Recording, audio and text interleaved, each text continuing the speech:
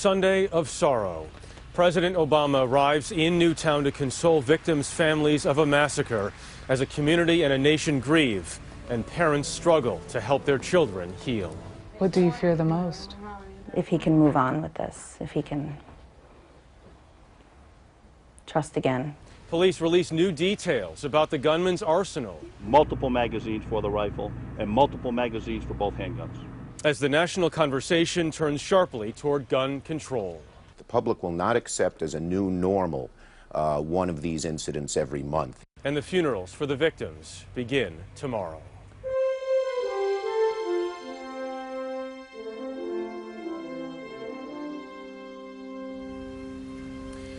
Good evening, everyone. I'm Jeff Glor in Newtown, Connecticut. For the fourth time in his presidency and the second time this year, President Obama has consoled a community hit by gun violence. There was Fort Hood, there was Tucson, there was Aurora, and now Newtown. The president arrived here late this afternoon. He met with victims' families and first responders. And tonight he attended a vigil at the Newtown High School.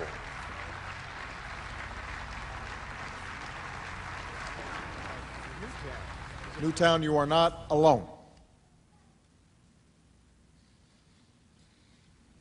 As these difficult days have unfolded, you've also inspired us with stories of strength and resolve and sacrifice. Tomorrow, the first funerals. Police say as horrible as Friday was, it could have been much worse. Here's Jim Axelrod with the latest. Newtown is a place of sober reflection and crushing emotion. All day, people walk slowly to this makeshift memorial to leave flowers, light a candle, shed their tears. They were babies. They were innocent babies, and that's what makes it almost incomprehensible. At St. Rose of Lima Catholic Church, where Adam Lanza, his mother, and 8 of his young victims all worshipped, parishioners were comforted by a lantern flown from the Church of the Nativity in Bethlehem. But in the middle of Mass, a bomb threat. Police emptied the church, adding to the agony here. I don't think anything is worse than what happened in the school. This afternoon, investigators towed away a black Honda Civic. The vehicle Lanza drove to the school. It was registered to his mother, Nancy, Lanza's first victim. Police now say she was shot 4 times in the head as she slept. Investigators described Nancy Lanza as demanding, a gun enthusiast who pressed her 2 boys hard, even at the range where she taught them to shoot. Adam Lanza, investigators say, was heavily armed when he arrived at the school. High-capacity magazine for the rifle, all right, and multiple magazines for the rifle and multiple magazines for both handguns. Only the quick response of 2 policemen prevented even more carnage. When Lanza saw them, he ducked into a room and killed himself. In this town where angels now mark the roads, funerals will begin for the victims of Adam Lanza, like 6-year-old Jessica Ricos, who loved horses, and had just asked Santa for new cowgirl boots and a cowgirl hat. Among the first funerals set for tomorrow will be the one for 6-year-old Noah Posner. Noah's twin sister Ariel was also at Sandy Hook Elementary last week, but she was in a different classroom. And Jeff, she survived. Jim Axelrod, thank you. In the wake of this inexplicable violence that left 28 people dead here, there is a massive search for answers underway. John Miller joins us now again. John, we understand tonight that postal inspectors are part of this investigation. Why is that? Well, that's right, Jeff, and that has become part of the standard package, if you will, in these kinds of cases, based on experience. In the Virginia Tech massacre, the shooter there had sent out a package containing a videotape with a long, rambling message that was destined for a television network.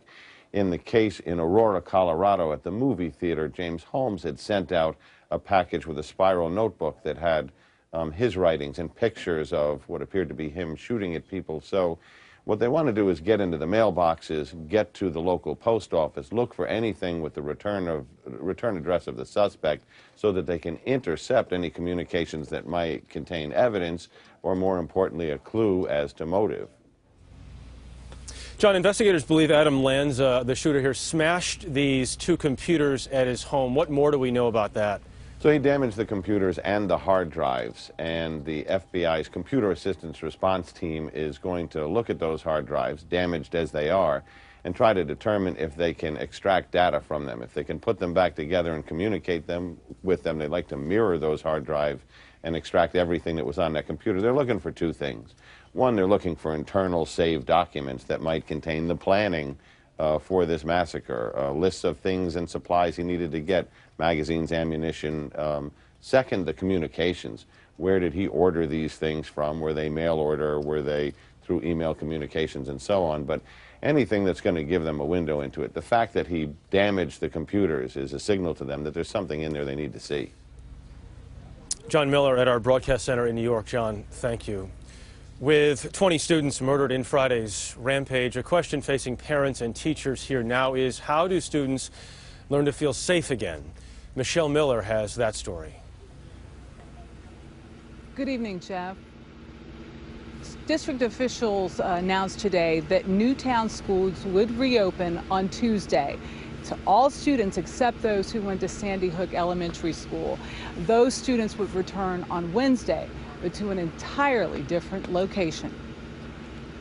And will accommodate our entire Sandy Hook school program. Erica Canfield got the news from an automated phone call that her 9-year-old son Kenneth will be going to a new school. What do you fear the most? If he can move on with this, if he can trust again, go to school and learn and have fun with his friends again. Kenneth is a 4th grader at Sandy Hook Elementary School, which is only a few miles from his home. Now he and the rest of his classmates will attend Chalk Hill School in Monroe, Connecticut. But Kenneth's mom says he's hesitant. He said he won't go back unless there's a police officer at every door. Kenneth was saved by his music teacher, who locked the door before the gunman could get in. He heard screaming and gunshots, and the room that he was in was being banged on by the gunman trying to get in. School officials started grief counseling for students today. Canfield hasn't sought counseling for her son yet. It's just really sad. Being like 6 or 7 years old, having to go through that.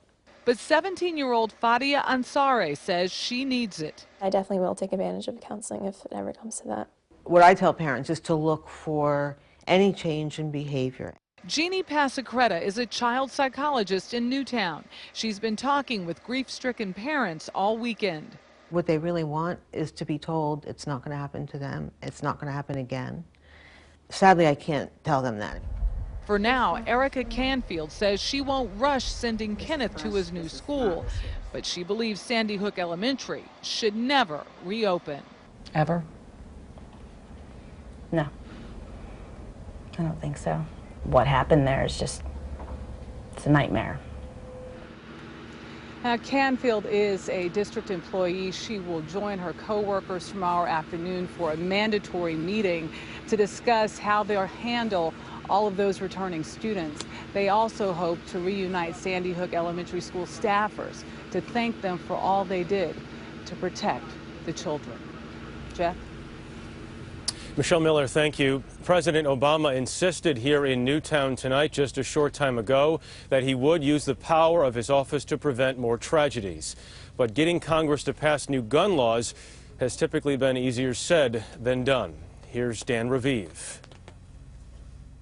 Some Democrats speak of a tipping point. New York Senator Charles Schumer on Face the Nation wants to renew the ban on assault weapons that expired 8 years ago. The public will not accept as a new normal one of these incidents every month. Connecticut Senator Richard Blumenthal wants to limit the size of ammunition clips. And I intend to talk about it on the floor of the United States Senate, perhaps as early as this week. Some speak of defying the National Rifle Association, a powerful lobby that favors gun ownership rights. Republican Louis Gohmert of Texas is an NRA supporter. He says if more citizens had guns, we'd be safer, including the school principal murdered in Newtown. I wish to God she had had an M4 in her office locked up, so when she heard gunfire, she pulls it out, and she didn't have to lunge heroically with nothing in her hands, but she takes him out. Flags at federal buildings and at NRA headquarters are at half staff, but no comment from the NRA telling CBS News there still aren't enough facts about the Connecticut crime. Fear of the lobby might be exaggerated, but it does oppose almost any new regulations, political analyst Norman Ornstein. No member of Congress, no matter how safe, wants to have some group pouring millions of dollars in dedicated to smearing them or defeating them. We may see a test of strength between two Washington power centers, a lobby, the NRA, and legislators who feel they've got to do something. Dan Raviv, CBS News at the Capitol. Still ahead on tonight's CBS Evening News, a parent's worst fear not realized. Stories of survival and sacrifice in Newtown. And we'll take a critical look back at an effort to stop gun violence in California.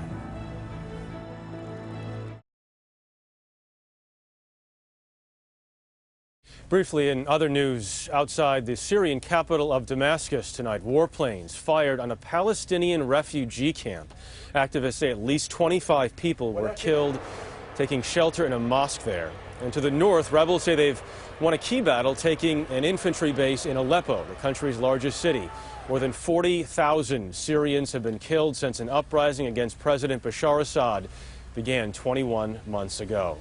And in Egypt, voters in the first round of balloting have approved a new draft constitution. There's another round of voting next weekend, and Alan Pizzi is in Cairo. Protesters are still camped out in Tahrir Square, but the chanting is on hold. Early results from the first round of the constitutional referendum show a narrow lead for the ruling party. The turnout was solid and the atmosphere serious, although opposition supporters claimed that in some polling stations they were obstructed. Polling booths had to stay open as long as 4 hours after official closing time. The issues are complex, and to understand them all, Egyptians would have to wade through a 63-page document. But once they're in the polling booth, voters are presented with a simple choice: agree or disagree. Criticism that the new Islamist-oriented constitution tramples on women's rights didn't bother voter Mohammed. Every Egyptian who is loyal to Egypt should come out and vote yes, she said. Across town in an affluent neighborhood, Omar Hamad had a different view. It's a constitution that does not represent what I think is Egypt. Voters groups today called for a repeat of the first round because many polling booths were not monitored by judges as required by law. The second and final round of voting is scheduled for next weekend. Alan Pizzi, CBS News, Cairo. She was the victim of a prank phone call by two Australian radio DJs and committed suicide days later. Today, the body of Jacinta Saldana arrived in India for burial. Saldana was a nurse at a London hospital. She mistakenly forwarded a call she thought was from Queen Elizabeth and Prince Charles, asking about the condition of Kate Middleton, the Duchess of Cambridge. For the first time since she was hospitalized, the pregnant Duchess appeared in public this evening at an award show in London. She'd been treated for severe morning sickness. We know there were heroes among the victims of Friday's school shooting here in Newtown. Ahead, one of their stories.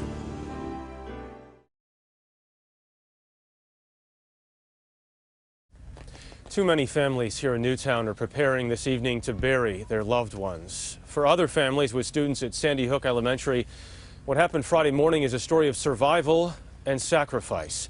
Peter Van Zandt of 48 Hours has that. Like any other day, we got them on the bus, they went to school, and about 9:45, we received a phone call from the superintendent's office that there had been an unconfirmed school shooting.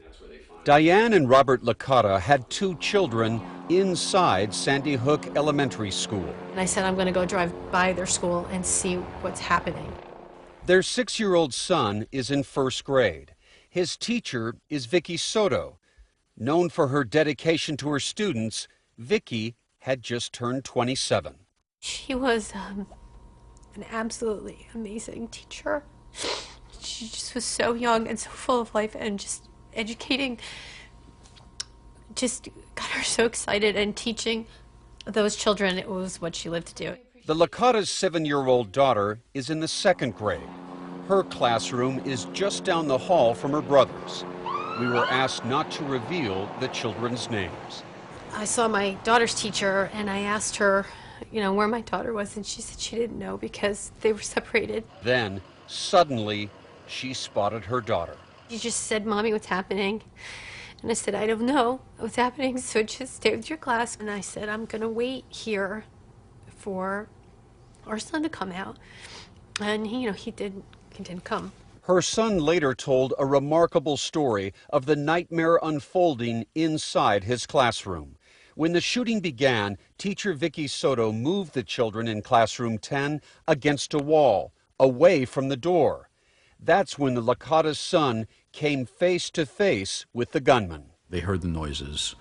Somehow the person was able to burst open the door, and basically at that point, that's when they witnessed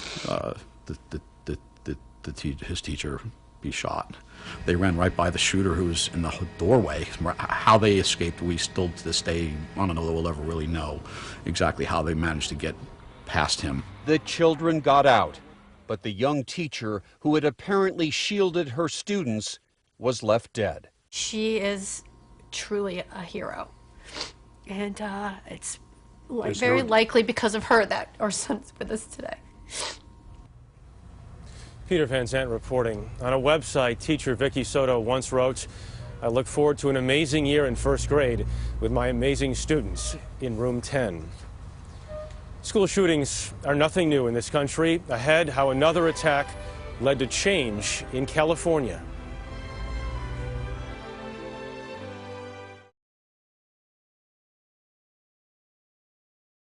In the San Francisco Bay Area this weekend, police collected more than 500 handguns as part of a holiday gun buyback.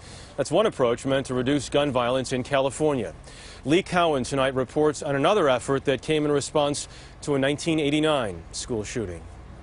When it happened at Cleveland Elementary in Stockton, California, some 23 years ago, many thought a school shooting couldn't get any worse. A troubled man with an assault rifle killed 5 students and wounded 29 others.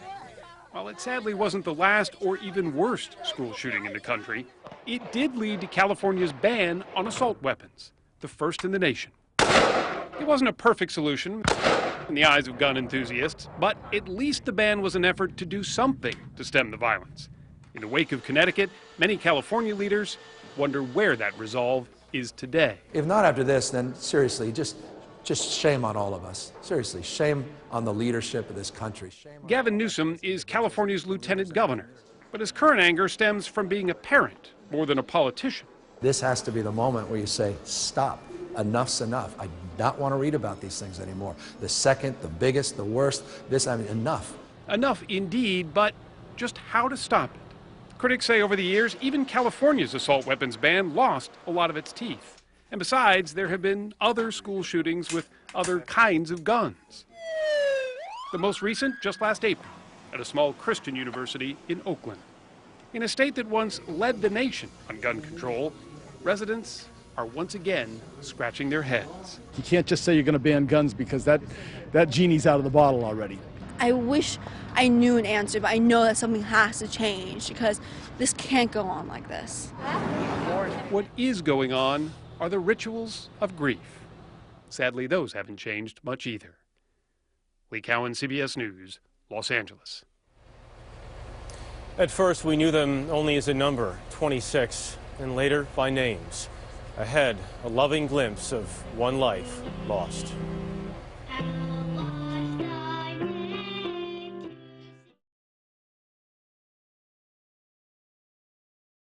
We are learning more about the lives that were suddenly taken last Friday. Among them, Anna Marquez Green. Anna was just 6 years old. She and her family recently moved from Canada to Connecticut. Anna and her brother Isaiah attended Sandy Hook Elementary together. He survived. She did not. A video posted by the family now has gone viral.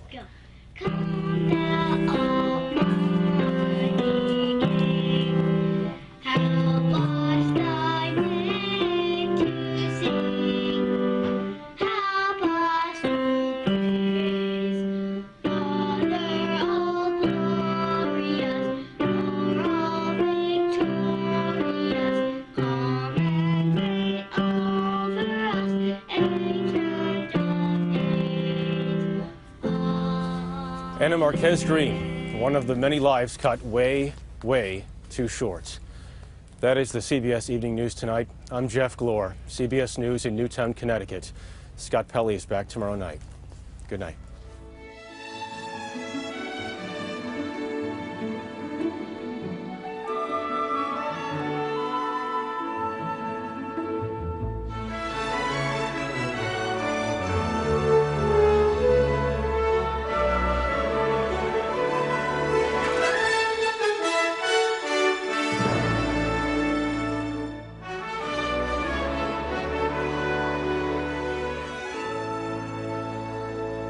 On television, online, on the go, and now free on iPad. CBS News.